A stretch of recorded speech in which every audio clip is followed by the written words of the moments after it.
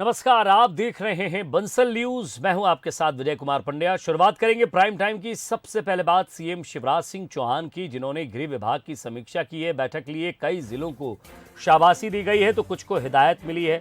माफियाओं को लेकर सीएम शिवराज सिंह चौहान सख्त हैं। उन्होंने कहा कि माफियाओं की कमर तोड़ दो।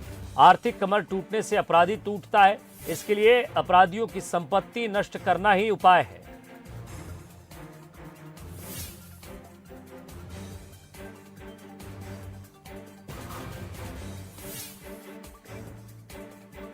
पिछले दिनों इंदौर में, रतलाम में, भोपाल में, जबलपुर में, उज्जैन में, सिवनी में, रीवा में, शायद सिंगरौली में भी, और कौन सा जिला रह गया?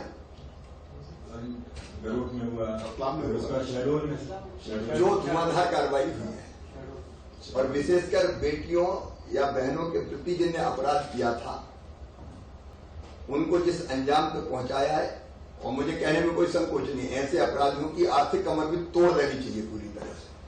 केवल जेल भेजने से काम नहीं चलता। ये जेल से निकलने के बाद फिर उसने वैसी घिनौनी हरकत की, तो इसलिए ऐसे लोगों को पूरी तरह से तोड़ ही देना है, नहीं छोड़ना किसी भी कीमत पर।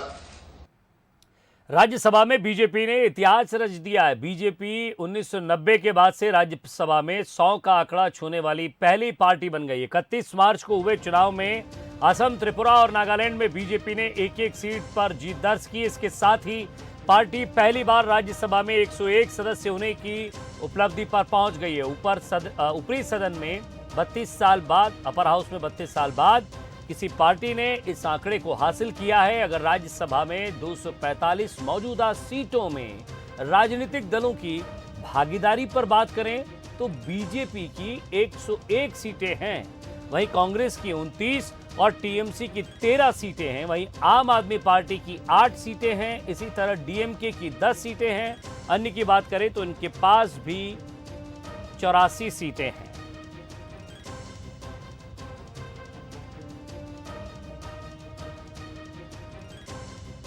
तो इसमें कांग्रेस की 29 सीटें, टीएमसी की 13 सीटें हैं, आम आदमी पार्टी की 8 सीटें हैं, इसी तरह डीएमके की 10 सीटें हैं और बाकी दूसरे दलों को मिलाकर, अन्य को मिलाकर हम बात करें तो 84 सीटें हो गई हैं। ऐसे में 101 सदस्य जिस पर बीजेपी अपनी तरफ से भेज पाई है अपर हाउस में।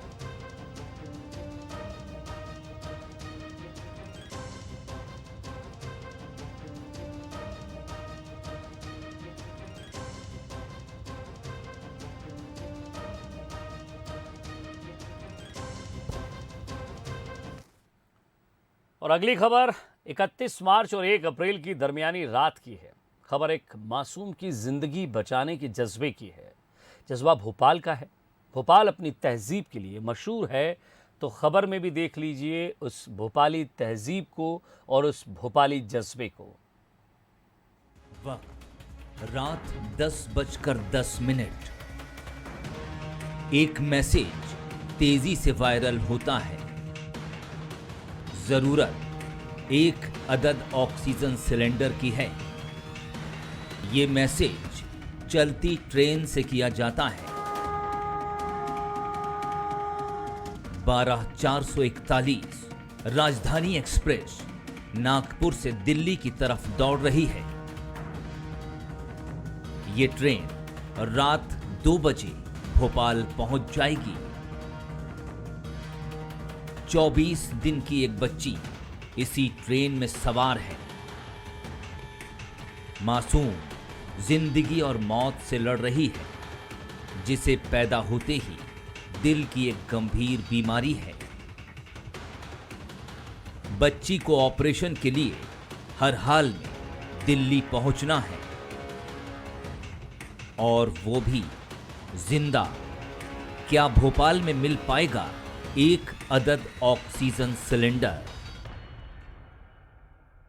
एक इमरजेंसी केस था जिसमें एक छोटी सी बच्ची जिसको ऑक्सीजन की कमी हो गई है और वो अभी नागपुर से दिल्ली के लिए ट्रैवल कर रही है अपने माँ बाप के साथ में। और सिचुएशन ये है कि उसको एक सिलेंडर की ज़रूरत थी और उनके परिवार से एक बार रिक्वेस्ट की गई थी। और यहाँ पे आलम ये है कि इतने सारे हाथ खड़े हो चुके हैं उनकी मदद करने के लिए। आप देख सकते हैं कि यहाँ पे नेशनल हॉस्पिटल से ये कॉन्सेंट्रेटर और इनकी द्वारा एक सिलेंडर लेकर आ चुके हैं ये। इसके अलावा हमारे संस्था कोविड पेशेंट हेल्प डेस्क के थ्रू ऋषभ शर्मा, अभिषेक और मैं, हम लोग ये सिलेंडर लेकर आए हैं। और इसके साथ में ये यहाँ पे मौजूद है। आप कौन सा हॉस्पिटल से? चिरायु हॉस्पिटल से भी यहाँ पर ये मदद के हाथ पहुँचा दिए गए हैं। और चिरायु हॉस्पिटल से भी एक सिलेंडर, यहाँ 2 सिलेंडर यहाँ पर लेकर आ चुके हैं। और इसमें आगे की कहानी में आपको जोड़ना चाहता हूँ कि यहाँ पे पुलिस बल भी मौजूद है मदद करने के लिए। और हमारे साथ में डॉक्टर्स की टीम भी मौजूद है, जो चाइल्ड स्पेशलिस्ट हैं ये भी हमारे साथ में मौजूद हैं। तो ये है हमारा भोपाल, जिसको हम बोल सकते हैं कि यहाँ हम गर्व से भोपाली हैं, क्योंकि यहाँ पर जब कोई एक बार मदद के लिए हाथ हमसे बोलता है कि हमें मदद की ज़रूरत है, तो यहाँ पे कई हाथ खड़े हो जाते हैं मदद करने के लिए। इस शख्स ने वीडियो में वो सब कुछ कह दिया जो तस्वीरें बयां कर रही हैं, इसलिए उन्हें दोहराने की गुंजाइश नहीं है। फिर कुछ मिनटों में ही राजधानी एक्सप्रेस भोपाल पहुंचती है। डॉक्टर, टेक्नीशियन और मददगार भोपाली ट्रेन में सवार हो जाते हैं। फटाफट ऑक्सीजन सिलेंडर लगा दिया जाता है और ट्रेन बच्ची को लेकर रवाना हो जाती है। तो बात बस कहने की इतनी सी है, ये भोपाल है जनाब, और भोपालियों ने इसे रात 2 बजे भी साबित कर दिया। Bureau report, Bansal news. और राजधानी भोपाल में कर्मश्री संस्था ने हिंदू नववर्ष की पूर्व संध्या पर 108 पंडितों ने मंगलाचरण के साथ शंखनाद कर नए साल का स्वागत किया है। रंग बिरंगी आतिशबाजी करके चैत्र शुक्ल नवरात्रि का स्वागत किया है। इस दौरान कर्मश्री संस्था के अध्यक्ष और विधायक रामेश्वर शर्मा ने सभी देशवासियों को गुड़ी पड़वा चैत्र नवरात्रि की शुभकामनाएं दी हैं। देखिए, हर शुभ कार्य, पवित्र कार्य, मंगल कार्य भगवान की आराधना से, प्रार्थना से, परमात्मा के शंखनाद से होता है। और हिंदू नववर्ष विक्रम संवत्सर की शुरुआत हो रही है, इसलिए विक्रम संवत्सर की शुरुआत शंखनाद के साथ आज हम पूर्व संध्या पर आयोजित कर रहे हैं। हम आपके माध्यम से लोगों से प्रार्थना करते हैं कि कल नया साल, शुभकामनाएं दें, हिंदू नववर्ष की बधाई दें। और अगर परिवार के साथ आप स्वयं अकेले भी आ सकते हैं, अखिल भारतीय कवि सम्मेलन सुने, एक दूसरे को शुभकामना देना ना भूलें। और उज्जैन में झूलेलाल जन्मोत्सव पर सिंधी समाज का भव्य आयोजन हुआ है। झूलेलाल के जयकारों से शहर गूंज उठा। गुरुवार रात यहां एक से बढ़कर एक प्रस्तुतियां भी दी गई। इस आयोजन की सबसे खास बात यह रही कि 29 राज्यों की झलक एक ही मंच पर नजर आई। रंग बिरंगी वेशभूषा में बच्चों ने फैंसी ड्रेस का प्रदर्शन भी किया। युवतियों ने नृत्य से सबका मन मोह लिया। झूलेलाल जन्मोत्सव के मौके पर संतराम सिंधी कॉलोनी को आकर्षक तरीके से सजाया गया। कार्यक्रम के मुख्य संयोजक महेश परियानी, संतोष लालवानी, गोपाल बलवानी, अध्यक्ष दौलत खेमचंदानी और कार्यक्रम के सूत्रधार किशोर मुलानी, जितेंद्र कृपलानी, धर्मेंद्र खूबचंदानी, हरीश टेकवानी, कमल शाहलानी की मेहनत रंग लाई। मीडिया प्रभारी संतोष कृष्णानी ने भव्य आयोजन को सफल बनाने के लिए सबका आभार व्यक्त किया है। हजारों की संख्या में सिंधी समाज के लोग यहां उपस्थित रहे, सिंधी भजनों पर झूमते नजर आए। और इधर विदिशा से खबर है, जहां जिला शिक्षा अधिकारी का तुगलकी फरमान सामने आया है। जिला शिक्षा अधिकारी के तुगलकी फरमान से हड़कंप मचा हुआ है। शिक्षा विभाग के 1000 कर्मचारियों को शुकॉज नोटिस जारी किया गया है। 2 से ज्यादा बच्चों वाले कर्मचारियों से जवाब मांगा गया है। कर्मचारियों ने नोटिस के बड़े अजीबोगरीब और मजाकिया जवाब दिए हैं। साल 2000 में मध्य प्रदेश सरकार के बनाए नियम का हवाला दिया। नियम के तहत जिनके 3 बच्चे हैं उन्हें नहीं माना जाएगा सरकारी नौकर। ऐसे अभिभावक कर्मचारी नहीं माने जाएंगे सरकारी नौकरी के योग्य।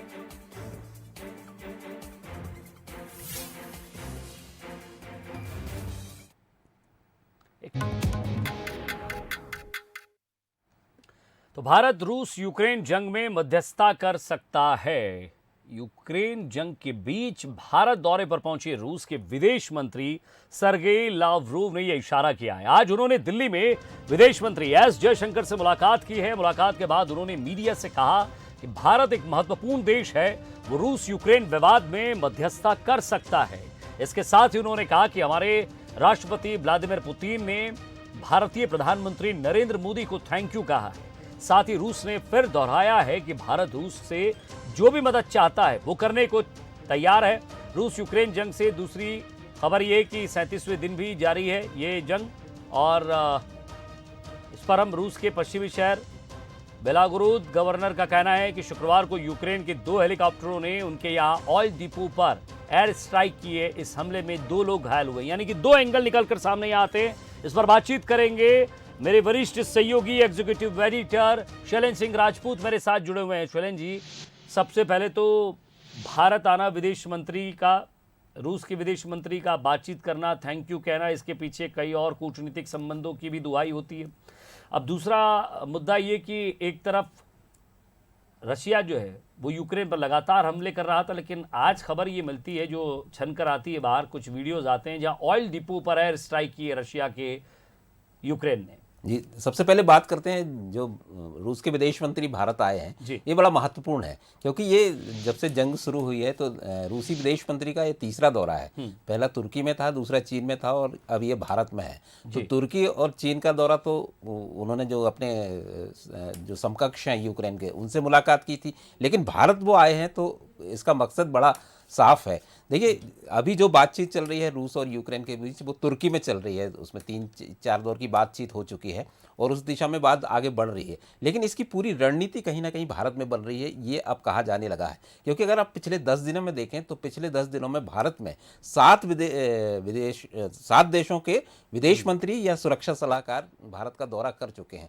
और कई सीक्रेट मीटिंग्स हुई हैं। तो ये जो रणनीति है रूस और यूक्रेन के बीच जो मध्यस्थता होनी है, उसकी रणनीति कहीं ना कहीं भारत की भूमिका बड़ी महत्वपूर्ण ऐसा माना जाने लगा है। क्योंकि एक जयशंकर फार्मूले के भी अंदर खाने में चर्चा है। ये जो भारत के विदेश मंत्री जयशंकर ने ये सुझाया है और इसमें यही बात है कि सबसे पहले उन्होंने कुछ पॉइंट्स इसमें बनाए हैं, जिसमें सबसे पहला तो यही है कि सबसे पहले सीज फायर हो दोनों देशों के बीच, रूस और यूक्रेन के बीच, उसके बाद बातचीत शुरू हो। और इसमें इस सीज फायर में ये भी है कि साइबर अटैक हो चाहे बयानबाजी हो जो युद्ध को और बढ़ाते हैं वो बंद की जाए। तो इस दिशा में कहीं ना कहीं बात आगे बढ़ रही है और आप इसमें कोई आश्चर्य नहीं कि आने वाले दिनों में देखेंगे आप कि भारत इस पूरी बातचीत में महत्वपूर्ण एक भूमिका निभाएगा, ऐसा कहा जाने लगा। क्योंकि देखिए, उस पोजीशन में भी है भारत।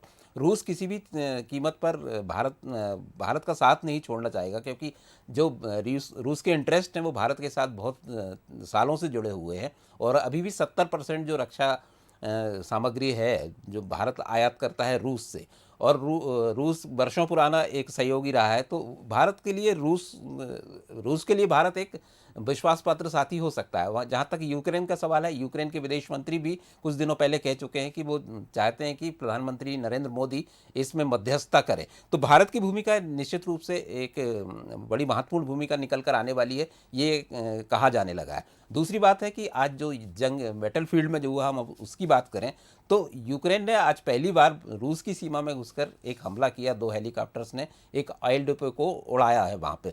तो ये भी बड़ा आश्चर्यजनक एक माना जा रहा है कि यूक्रेन जैसा देश इतनी हिम्मत कर गया कि वो रूस के अंदर आके हमला किया है। तो ये जंग में एक बिगड़ते हालात को भी हम कह सकते हैं, लेकिन यूक्रेन में इतनी हिम्मत आखिर आई कहाँ से? तो पिछले कुछ दिनों में अगर आप देखेंगे नाटो और अमेरिका की जो बयानबाजी है यूक्रेन के पक्ष में और जो हथियार देने की बात है, आर्थिक मदद की बात है, तो कहीं ना कहीं से यूक्रेन का मोरल अप करने की कोशिश कर रहे हैं ये देश, और ये हमला उसी की एक कड़ी हो सकता है। हालांकि सामरिक दृष्टि से बहुत बड़ा हमला नहीं कहा जा सकता इसको, लेकिन मोरल यूक्रेन का बढ़ाने की बात है इसमें। और रूस की जो फोर्सेस हैं जो यूक्रेन के कई शहरों के आसपास है और कब्जा करने की कोशिश कर रही हैं, उनका मोरल भी इससे डाउन होगा। तो ये एक मनोवैज्ञानिक लड़ाई का एक हिस्सा इसको कहा जा सकता है। जी विजय जी, और साथ ही साथ जो हमले की बात सामने आ रही है, इसको एक तरफ से और समझे कि क्या यूक्रेन को और भी पास के देशों से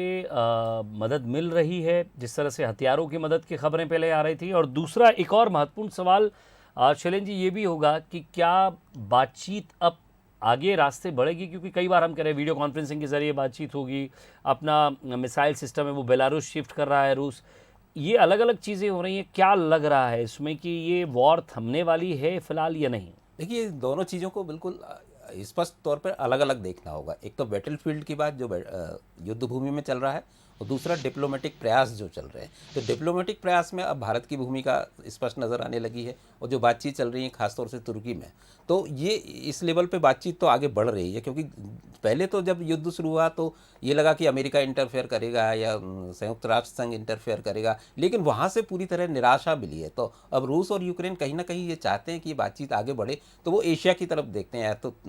या तो तुर्की का दोस्त तुर्की है यूरोप में, और एशिया में भारत है। तो ये दोनों देश कहीं ना कहीं इनके बीच जो एक भागीदारी दिख रही है, इससे कहीं कोई बात निकल सकती। जहाँ तक बैटलफील्ड की बात करें तो हम ये निश्चित रूप से यूक्रेन को एक हवा दी जा रही है, क्योंकि अमेरिका भी ये चाहता है कि ये युद्ध कुछ दिन लंबा खिंचे, जिससे उसका इंटरेस्ट रूस को कमज़ोर करने में है। अगर ये युद्ध लंबा खिंचता है तो निश्चित रूप से रूस ही कमज़ोर होगा, उसको यूक्रेन से कुछ मिलने वाला है नहीं ऐसा खास तौर पे। तो ये पूरा इस गणित को आप समझिए कि नाटो और अमेरिका की रणनीति और शांति वार्ता में एशिया देशों का या भारत का की भूमिका बढ़ना, तो ये दोनों चीज़ को आप मिलाकर देखें तो कहीं ना कहीं दोनों मोर्चे को हम अलग अलग देखें तो दोनों तरफ बात बढ़ रही है। लेकिन युद्ध भूमि में जो आज यूक्रेन की तरफ से हमला हुआ, वो निश्चित रूप से चिंता बढ़ाने वाला है, क्योंकि रूस इसमें और एग्रेसिव होगा, ये तय है। जी, वाकई रूस अगर और एग्रेसिव होता है तो क्या वो इतने खर्चे के लिए भी आखिर तैयार है या नहीं, ये भी उसे सोचना होगा। और विदेश मंत्री भारत आए हैं तो ऐसे समय में वो भारत से क्या चाहते हैं, इस पर भी हमारी नज़र रहेगी। बहुत बहुत शुक्रिया शैलेंद्र जी इस तमाम बातचीत के लिए। तो न्यूज़ एंगल में 2 एंगल पर आज हमने बात की, कल फिर किसी और एंगल पर बात होगी, और साथ ही साथ इस हमारी खास पेशकश में इतना ही। लेकिन आप देखते रहिए बंसल न्यूज़। नमस्कार।